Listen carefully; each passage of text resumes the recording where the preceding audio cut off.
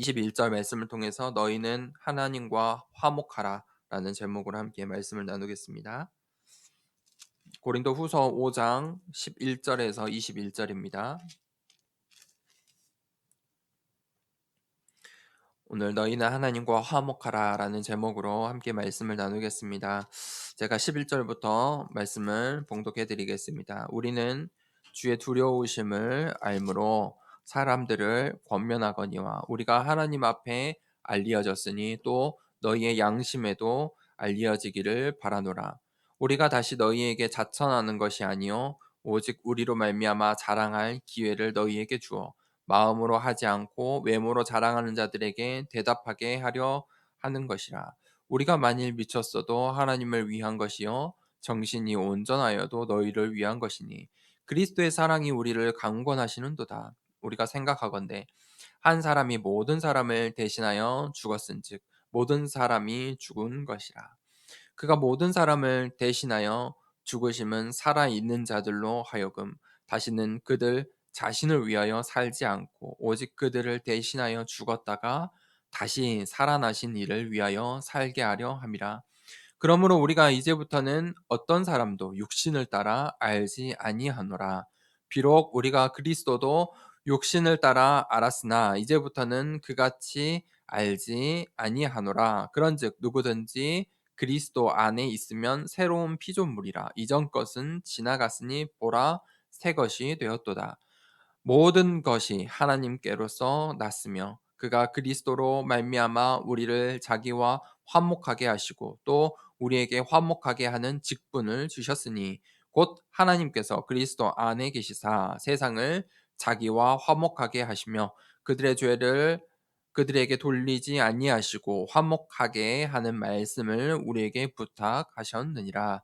그러므로 우리가 그리스도를 대신하여 사신이 되어 하나님이 우리를 통하여 너희를 권면하시는 것 같이 그리스도를 대신하여 간청하노니 너희는 하나님과 화목하라.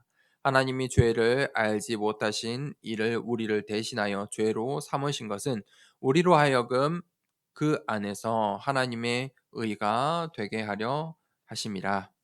아멘. 너희는 하나님과 화목하라라는 제목으로 함께 말씀을 나누겠습니다.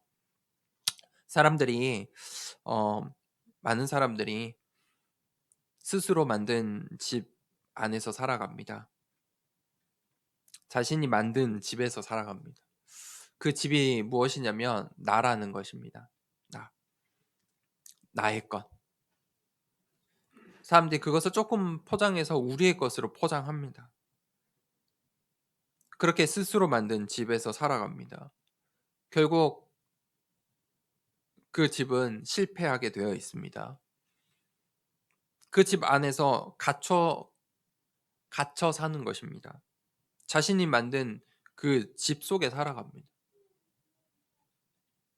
그러면서 이 땅에서 지옥을 체험하면서 살아갑니다. 우리가 죽어서 천국과 지옥이 있지만 이 땅에서도 그것을 체험하고 살아가는 것입니다. 그래서 정신의 병, 마음의 병 거기서 벗어날 수가 없습니다. 그렇게 우리를 그 집 속에 가두는 존재가 있습니다. 그게 바로 사탄입니다. 저번 주 말씀에 장막집, 그 보여지는 집, 그곳으로 사탄은 우리를 속입니다. 유혹하는 것입니다. 거기에 갇혀 있도록 하는 것입니다. 하나님이 만들어 두신 그 영원한 집을 보지 못하게 합니다. 사람의 집, 이 땅의 집, 그 장막집만 보게 하는 것입니다. 그것이 눈이 열려 있는 것이 아닙니다. 세상 경제를 잘 알고 이 세상의 것, 내가 연구하고 공부하고 내 일을 잘한다고 이 세상에서 성공했다고 세상 눈이 열린 것이 아닙니다. 장막집에 갇혀 있는 것입니다. 사탄은 영적인 사실을 보지 못하게 합니다. 완전히 현실에 사로잡혀 있게 하는 것입니다. 그래서 많은 사람들이 하나님을 떠난 삶을 삽니다. 그것을 보게 되면, 그것을 알게 되면 복음이 필요하다는 것을 깨닫게 됩니다. 그 사실을 깨달을 때 복음만이 답이 된다는 것을 결론 내리게 됩니다. 아, 유일한 답이 있구나. 오늘 그 영적인 축복, 영적인 눈이 열리는 축복 있길 기도합니다. 바울이 그 축복을 가지고 그 축복을 누리면서 오늘 이 고린도 후서를 쓰는 것입니다. 5장 11절에 첫 번째 대제입니다. 주의 두려우심을 알므로. 바울이 그렇게 이제 시작을 합니다. 주의 두려우심을 안다. 그것은 영적인 두려움을 이야기합니다. 우리가 저번 주 설교에서 마지막 5장 10절에 바울이 이야기했죠. 그리스도의 심판대가 있다. 바울은 그것을 본 것입니다. 우리가 그리스도의 심판대 앞에 서게 된다. 그 사실을 바울은 알고 있었습니다. 그래서 주의 두려우심을 안다라고 이야기하는 것입니다.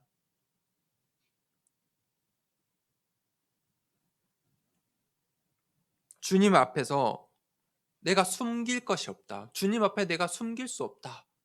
그 사실을 바울이 알고 있는 것입니다. 그것을 보고 코람데오라고 합니다. 하나님 앞에서.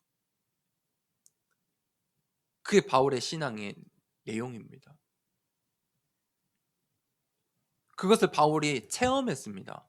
바울이 이 다메섹 도상에서 예수 그리스도를 직접 만났습니다.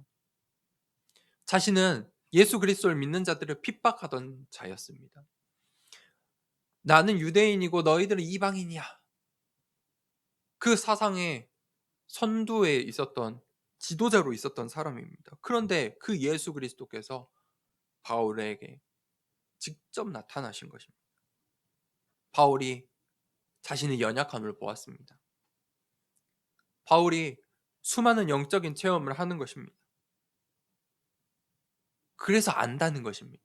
주의 두려움을 안다. 체험해서 아는 것입니다. 지식으로 안 것이 아닙니다. 영적 두려움을 아는 것입니다. 어떤 사람이 영적인 두려움을 알 수 있습니까? 영적인 눈이 열려야 합니다. 세상 사람들은 영적인 두려움이 없습니다. 영적인 눈, 귀가 닫혀 있기 때문에 영적인 두려움이 없어요. 아이고, 저 사람들은 왜 저렇게 살까? 저렇게 우상 숭배하면 안 되는데. 몰라요, 그 사람들은. 눈과 귀가 어두워져서 그 자체를 모른단 말이에요. 영적인 두려움이 없어요. 영적인 두려움이 없어요. 영적인 이 영적 세계를 보게 되면 영적 두려움이 생겨요. 아, 하나님이 계시고 사탄이 있구나. 천국과 있고 지옥이 있구나. 영적인 두려움이 생겨요. 세 번째는 영적인 존재. 하나님이 계시고 사탄도 있는구나. 영적인 존재라는 게 있구나. 그 사실을 알게 되면 영적인 두려움이 생겨요. 그걸 하나님의 존재 인식이라고 해요. 하나님이란 존재를 체험하는 거예요. 그때 이 영적인 두려움이 생기는 거예요. 바울이 그것을 체험한 것이죠. 그래서 바울이 주님을 경배하는 거예요. 이 영적인 두려움은 경건한 두려움이에요. 세상 사람들의 그 불안과 불안 속에 있는 혼돈 속에 있는 두려움이 아니에요. 이 영적인 두려움은 생명을 살리는 두려움이에요. 내 생명이 사는 두려움이에요. 경건한 두려움이에요. 빌립보서 2장 12절에 바울이 뭐라고 했냐면 항상 복종하여 두렵고 떨림으로 너희 구원을 이루라. 그렇게 빌립보서 2장 12절에 이야기했어요. 하나님이 계신 줄 알기 때문에 그것에 완전히 복종하고 두렵고 떨림으로 순종하는 거죠. 그게 신앙생활이에요. 어떤 사람들은 오늘날 많은 사람들이 그저 교회에 간다. 나 교회에 갔다. 그 사실로 만족하면서 나 교회 다녀라고 말해요. 완전 겉모양 보여주기 신앙이죠. 사실은 그것은 나중심이에요. 완전 나중심의 신앙이에요.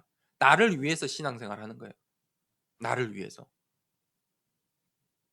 그것은 진짜 신앙생활이 아니에요. 외식하는 신앙생활이에요. 진짜 신앙생활은요, 바울처럼 마음과 뜻과 정성과 모든 것을 다 들여서 진실함으로 해야 하는 거예요. 그때 진짜 우리가 우리의 생명이 살아날 수 있어요. 우리의 인생 주인을 바꾸는 거예요. 수많은 사람들이 인생의 주인을 이 세상에 둬요. 재물과 권력에, 나라에. 그게 주인이에요. 내가 주인이에요. 나의 것이 주인이에요. 이 세상이죠. 나의 것. 조금 더 나아가서 사람들이 우리의 것? 그것으로 신앙의 우리 인생의 주인 삼아요. 그런데 그렇게 해서 우리의 생명이 살아나지 않아요. 구원받을 수 없어요. 구원의 길은 우리의 주인을 바꾸는 거예요. 하나님. 하나님을 우리 인생의 주인 삼는 거예요.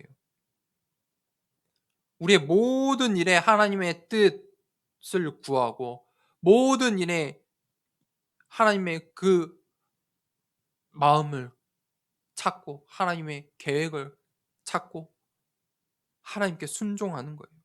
그게 경외하는 거예요. 주를 경외한다. 하나님만이 나의 인생의 주인이다. 주인을 두려워하고 경외하는 거예요. 바울의 신앙이에요. 주의 두려우심을 알므로. 그런데 고린도 교회 성도들은 어떻게 했습니까? 외식하는 신앙생활을 했어요. 그래서 바울이 자신의 신앙의 자세를 먼저 이야기했는 거예요. 나는 하나님 앞에서 떳떳하다. 진실하다. 난 하나님 앞에서 신앙생활을 한다. 그러니 이 고린도 교회 이 거짓 선지자들이 무엇을 공격했어요? 바울의 사도성을 가지고 계속 공격하잖아요. 그것에 바울이 흔들리지 않는 거예요. 자신이 받은 그 천명, 소명, 사명, 자신의 그 미션이 확신한 거예요. 확신을 가지고 있었어요. 확실해요. 하나님 앞에서 신앙생활을 하기 때문이에요. 그 확신을 갖는 거예요. 흔들리지 않는 확신을 갖는 거예요. 그래서 바울이 이야기하죠. 너희 양심에 밝히 드러나기를, 너희 양심을 통해서 그것을 깨닫기를 원한다. 너희도 하나님 앞에 서기를 원한다. 두 번째 대제 12절에서 15절에 그리스도의 사랑이 우리를 강권하신다. 그렇게 바울이 이야기하죠. 그들을 보고 그들의 신앙생활이 이렇다고 이야기해요. 우리가 다시 너희에게 자천하는 것이 아니요 오직 우리로 말미암아 자랑할 기회를 너희에게 주어 마음으로 하지 않고 외모로 자랑하는 자들에게 대답하게 하려 하는 것이라. 너희들의 신앙생활을 외모를 자랑하는, 또 다른 성경 표현을 외식하는, 너희는 그런 신앙생활을 하고 있지 않냐. 옛 틀에 사로잡혀서 신앙생활을 하는 것이죠. 지금 교회 밖의 이야기가 아니라 교회 안의 이야기예요. 바울을 대적하는 이 거짓 선지자들이 교회 밖에 있던 사람들이 아니에요. 불신자들이 아니에요. 그들이 이 고린도 교회 안으로 들어온 거예요. 그들은 어떤 사역을 합니까? 자신의 외모를 자랑해요. 자기 과시를 해요. 그러다 보니 바울을 비판하게 돼요. 자신들의 논리로, 헬라 철학으로, 그들의 지식으로 바울을 비판했어요. 그런데 그게 결국은 비난이 되는 거예요. 그들의 그 주 사역이에요. 그들의 그 옛사람, 옛틀이 무엇입니까? 죄와 탐욕의 틀이에요. 죄와 탐욕의 틀, 그것은 어디에서 나오는 겁니까? 나에서 나와요. 나의 것에서 나와요. 우리의 것에서 나오는 거. 그러니 그들이 유대인, 고린도 교회 좀 포장한 거예요. 결국은 자기 과신이에요. "자 봐라. 나는 이스라엘에서 이렇게 신앙생활을 했다. 유대인들의 전통은 이거다. 너희들도 따라라." 이방인도 자꾸 성도, 이방인 성도니까 구분하는 거예요. 쪼끔 더 나아가서 우리의 것을 이야기해요. "우리는 우리끼리, 너희는 너희끼리." 포장하는 거예요. 우리 교회만, 우리 교회만. 다른 교회들은 못하고 있어. 고린도 교회가 지금 그러고 있어요. 교회가 그렇다니까요. 그 안에 있는 성도들은 몰라요.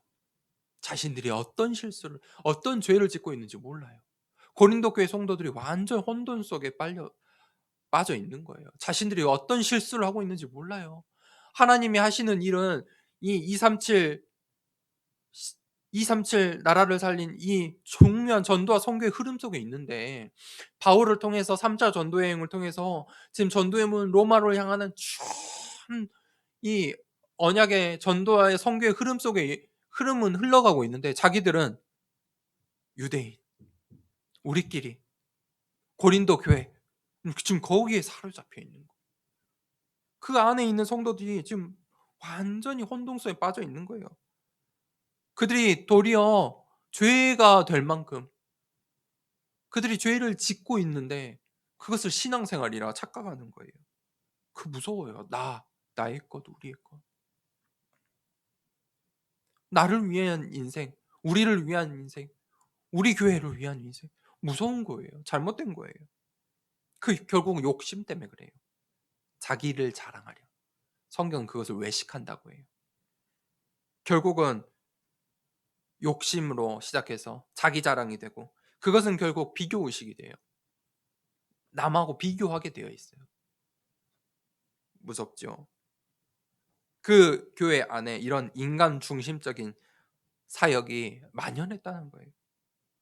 그들의 외모 자랑하기에 급급했어요. 겉으로만,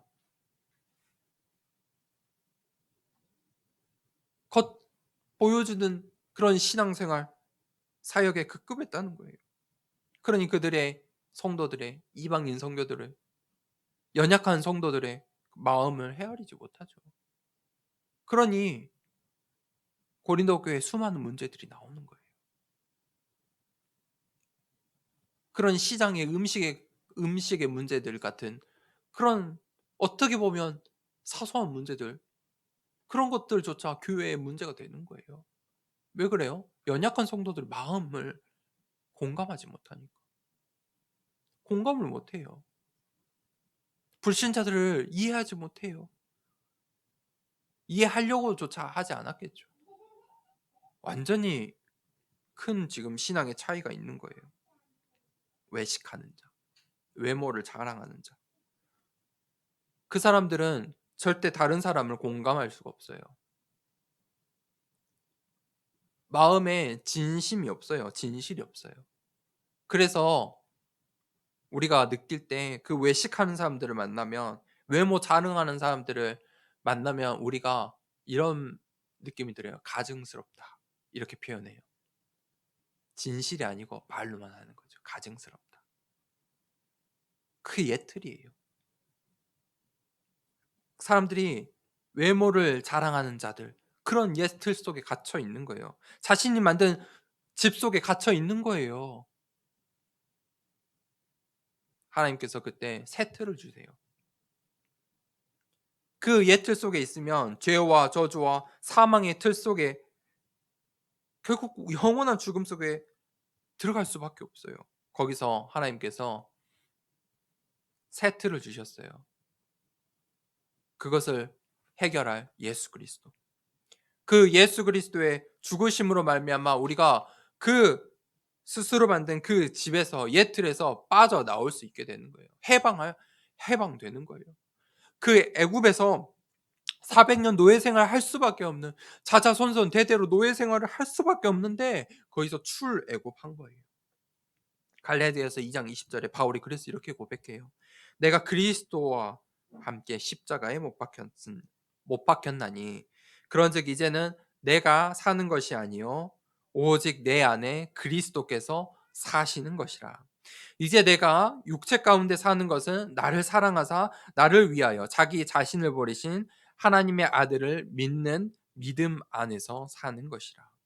인생이 완전 바뀌는 거예요. 오늘 이 본문 14절에 그리스도의 사랑이 우리를 강권하시는도다. 그리스도의 사랑이 우리를 강권해요.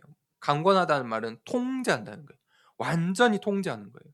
그리스도의 사랑이 우리의 인생을 통제해요. 또 다른 뜻은 이끄신다. 이끌어 가신다. 그리스도의 사랑이 우리의 인생을 이끌어 가세요.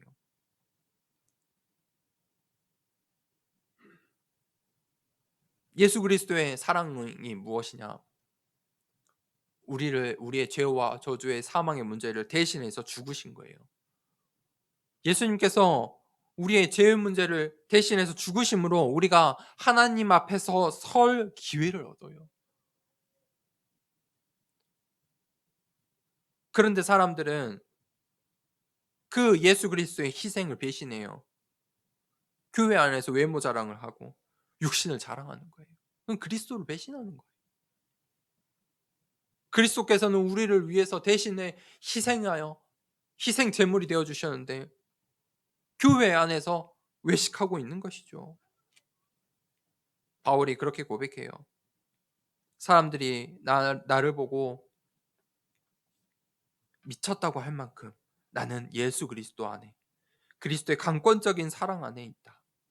그 예수 그리스도의 관건적인 그 사랑으로 말미암아 내가 이 전도자의 여정을 가고 있다.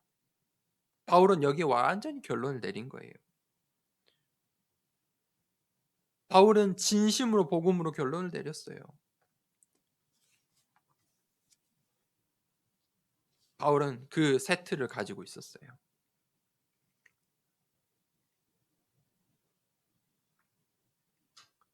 세 번째 대지에 그리스도 안에서 새로운 피조물이라. 16절에서 17절에 그러므로 우리가 이제부터는 어떤 사람도 육신을 따라 알지 아니하노라. 비록 우리가 그리스도도 육신을 따라 알았으나 이제부터는 그같이 알지 아니하노라. 그런즉 누구든지 그리스도 안에 있으면 새로운 피조물이라. 이전 것은 지나갔으니 보라 새 것이 되었도다. 우리가 새 것이 된 거예요. 우리가 옛 틀 속에 있으면요. 우리가 만든 나 중심의 나의 것에 우리의 것에 지은 그 집 속에 있으면 옛 틀 속에 있으면 죄와 저주, 사망 피할 수가 없어요. 중요한 것은 그 죄와 저주, 사망 때문에 하나님과 불화할 수밖에 없어요. 하나님의 사랑으로 말미암아 예수 그리스도께서 우리의 죄와 저주, 사망 문제를 대신하여 대속 제물이 되어 주셨어요. 나의 이 죄, 저주, 사망 문제는 우리가 해결할 수 없어요. 그래서 예수 그리스도께서 속죄 제물이 되어 주셨어요. 그로 말미암아 우리가 죄의 사함을 얻은 거예요. 그 죄의 사함으로 말미암아 하나님과 화목하게 돼요. 하나님과의 관계가 회복되는 거예요. 그때 비로소 우리가 생명을 얻을 수 있어요. 그때 우리가 새로운 피조물이 되는 거예요. 새 것이 되었도다. 그때 우리가 이제 하나님과의 평화를 이루는 거예요. 이전 것은 다 지나갔어요. 지나가 버린 거예요. 이제 새 것, 새 틀, 그리스도 안에서 새 것이 된 거예요. 이 앞에가 중요해요. 누구든지 그리스도 안에 있으면 그게 중요해요.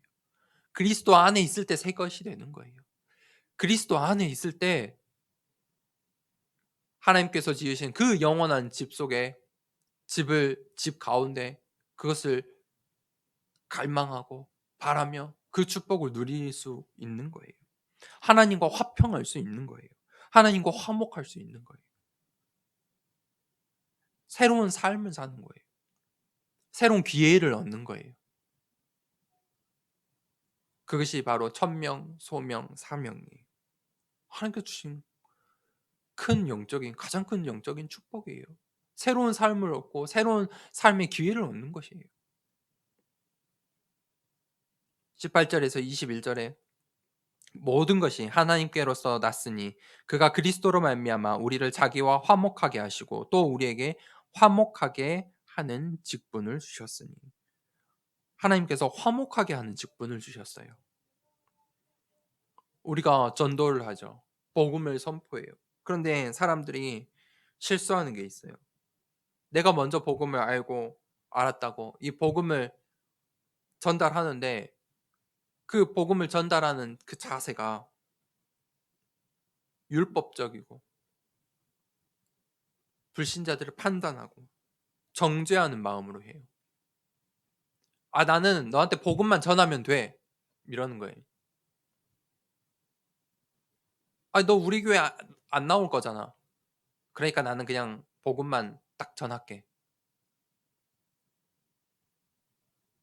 공감하지 않는 거예요.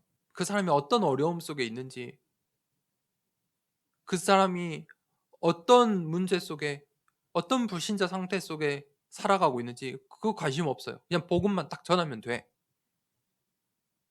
굉장히 율법적이죠. 그건 사랑이 아니에요. 그거는 진정한 복음 선포가 아니에요. 그건 전달이에요. 전도는 무엇이냐면요. 복음을 A부터 Z까지 전달하는 게 복음이 아니에요.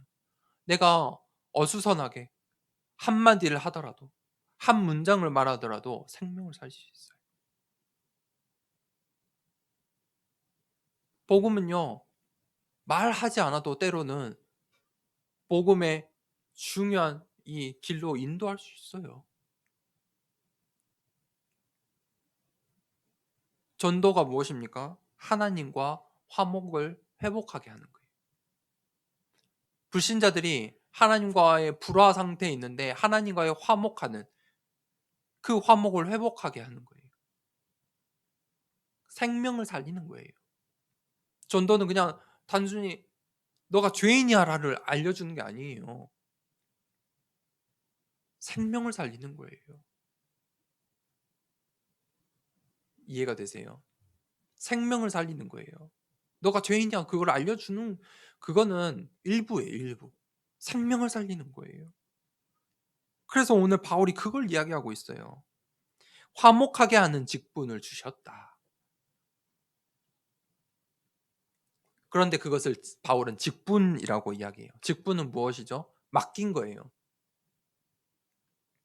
사명으로 미션으로 주신 거예요.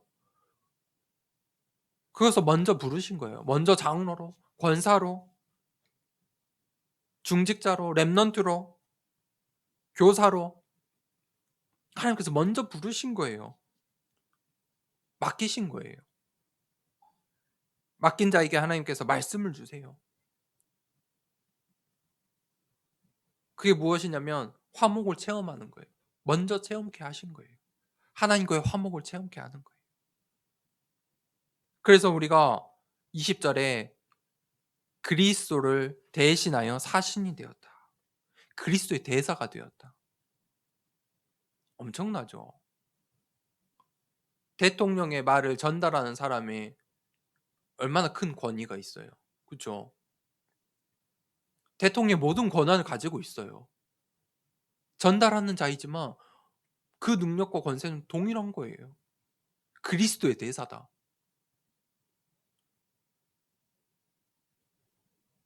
그 그리스도의 대사로서 권면하고 우리가 복음을 간청하는 거예요. 전달하는 거예요.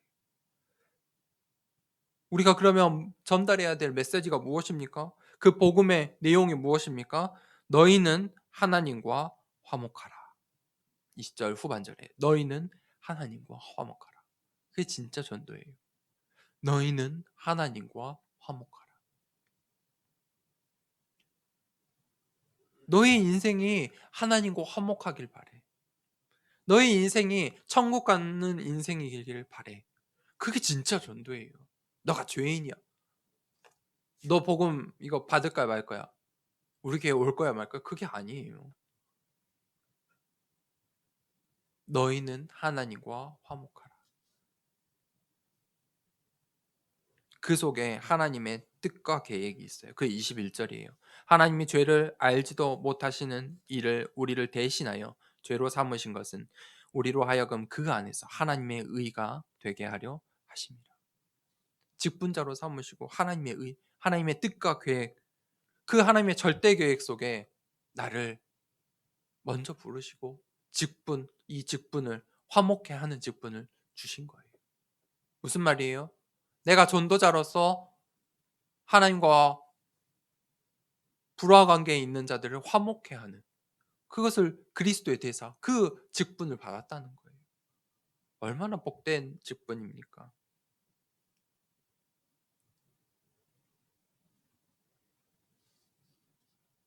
바울이 자신이 어떤 직분을 받았는지 분명히 알고 있었던 거예요. 자신의 미션을 분명히 알고 있었어요. 결론을 내리겠습니다. 하나님이 하시는 것, 절대 계획이 있어요. 하나님이 하시는 것. 그게 바로 오직이에요. 예수 그리스도, 복음. 그것은 변하지 않는 거예요. 오직. 나와 상관없어요. 이 시대와도 상관이 없어요. 그것은 오직 변하지 않는 거예요. 복음. 우리가 그 속에 들어가면 이제 유일성이 나와요. 그 복음을 내 것이 돼요. 복음화의 축복을 누릴 때 하나님 나라를 누리게 돼요.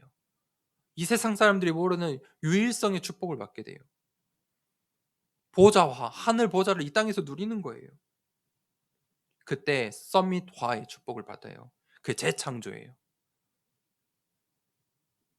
이 땅에서 또 내 인생에 생각지도 못한 축복 하나님이 주신다는 거예요. 내가 노력해서 얻을 수 없는 축복들을 하나님 주세요. 증인으로 삼겠다 말씀하셨어요. 재창조의 증인으로 우리를 쓰시겠대요. 하나님이 하시는 거. 그 속에 우리가 우리의 인생에 있길 원합니다. 하나님이 주신 것이 있어요. 두 번째. 그때 하나님이 주신 것 무엇입니까? 말씀이에요. 말씀을 주세요. 그 말씀 속에 내가 그 말씀 속에 있을 때, 그 말씀의 흐름 속에 있을 때, 이 시대 속에, 이 흐름 속에, 내 인생의 지금 오늘이라는 시간 속에서 주시는, 하나님께서 나를 통해 주시는, 나에게 주신 그 미션이 나와요. 내가 해야 할 것이 나오는 것이죠. 그때 내가 언약의 여정의 길을 가는 거예요.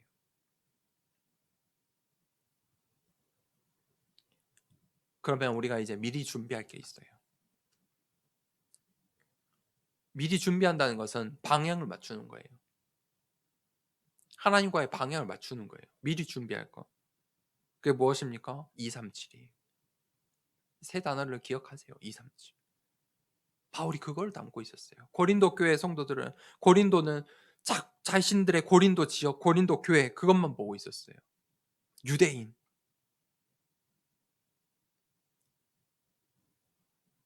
그런데 하나님은 237을 이야기하세요. 바울이 그것을 본 거예요. 237. 로마도 보아야 할. 두 번째 준비할 것은 무엇입니까? 치유예요. 바울이 가는 곳곳마다 결국은 병든 자들이, 귀신 들린 자들이, 마음의 병이 있는 자들이, 정신의 병이 있는 자들이 나았어요. 그 치유의 역사가 일어나요. 반대로 그런 자들이 우리의 현장에, 이 시대에도 가득 차 있어요. 가는 현장마다 있어요. 치유. 두 번째 단은 치유. 세 번째 단은 서밋이에요. 그때 하나님께서 사용하시는 거예요. 바울을 들어 사용하세요. 지금 하나님께서 나를 사용하시는 거예요. 그러면 오직 유일성 재창조가 일어나는 거예요. 그것을 어디서 어떻게 준비하란 말입니까? 우리의 인생에서 237 치유 서밋. 우리의 업이 237 치유 서밋. 내 미래가 237 치유 서밋. 그것과 연관이 있어야 돼요. 그때 재창조의 역사들이 일어나는 거예요. 우리의 교회가 237 치유 서밋 그 속에 있을 때, 그 흐름 속에 있을 때 응답을 받는 거예요. 우리의 노력이 아니에요. 우리의 노력으로는 될 수 없어요. 그래서 우리가 그 방향을 맞추는 거예요. 그게 미리 준비할 것이. 오늘 우리가 이 말씀을 한 주간 동안에 되새기고 정리하고 또 기도 제목을 찾아내면서 정말 하나님과의 화목을 회복하는, 또 하나님과의 불화 속에 있는 자들에게 하나님과 화목할 수 있는, 그 화목해 하는 직분을 누리는 한 주간 되길 축복하고 기도하겠습니다. 이 시간에 함께 받은 말씀을 가지고 기도하겠습니다. 하나님과 불화할 수밖에 없는 인생 가운데, 우리의 스스로 만든 집 가운데 갇혀 살 수밖에 없는 연약한 인생인데, 하나님, 우리의 집을 하나님께서 주신 그 집 가운데, 새 틀 가운데 새 사람으로 불러주시고 새로운 피조물 삼아주시고 새 것이 되게 하시고 하나님과 화목해 하는, 또 화목해 하는 직분으로 그리스도의 대사로 불러주심에 감사합니다. 한 주간 동안 이 축복 누리길 원합니다. 함께 말씀